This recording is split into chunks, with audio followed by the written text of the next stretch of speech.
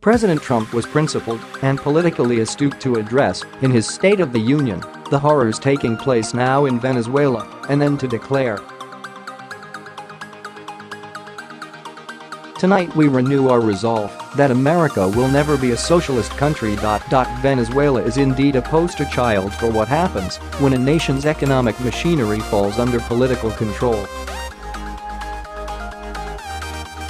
Over the last 5 years, per the Wall Street Journal, Venezuela's economy shrank by 35% and poverty tripled from 48% to 87%. According to Gallup, 71% of Venezuelans say they can't afford food, 47% say they can't afford shelter, just 15% say they are satisfied with the availability of quality healthcare, and 35% say they are satisfied with their standard of living. 36% of Venezuelans, 51% of those between 15 and 29, say they would leave the country permanently if they could. But if it is so clear that socialism is a formula for economic disaster, why does the idea still conjure up support?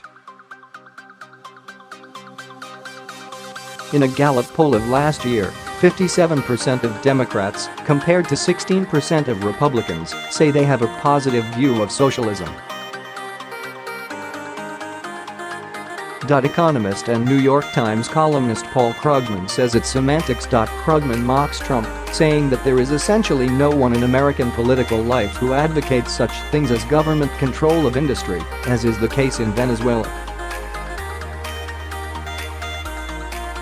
When Democrats say socialism, says Krugman, they really mean social democracy, a market economy with a social safety net and use of the tax system as an equalizer. The issue really isn't how we technically define socialism. The issue is really the extent to which we are free. What difference is it really if a firm is privately owned, but the government has vast latitude to regulate what it does? Or if a private firm pays me, but government taxes away a large chunk of what I earn? Venezuela is, of course, the extreme case. Total collapse as a result of political despots taking over everything. But socialism is not like good wine, which, in moderation, might not hurt and might even be beneficial. Every step in which economic freedom is cut back bears costs. We see what is happening now as the U.S. economy surges back to life as a result of cutting back regulation and taxes. But our nation has not totally escaped the Venezuelan phenomenon. America has entire communities in distress for the same reasons that Venezuela has fallen apart: political control over economic affairs. Life in our poor communities is in the grip of socialism, not capitalism. Government housing, government healthcare, government schools, government welfare programs. There are 31 million people living in areas of high economic distress, now designated as opportunity zones.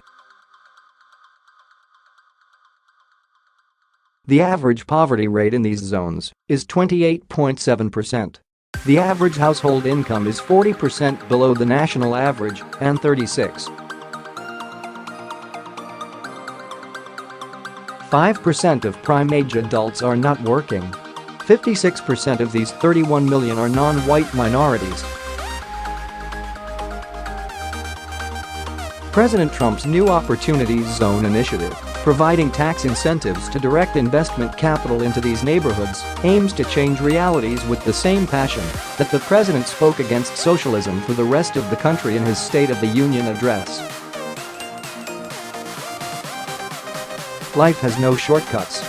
Freedom, hard work and personal responsibility are the one and only path to prosperity.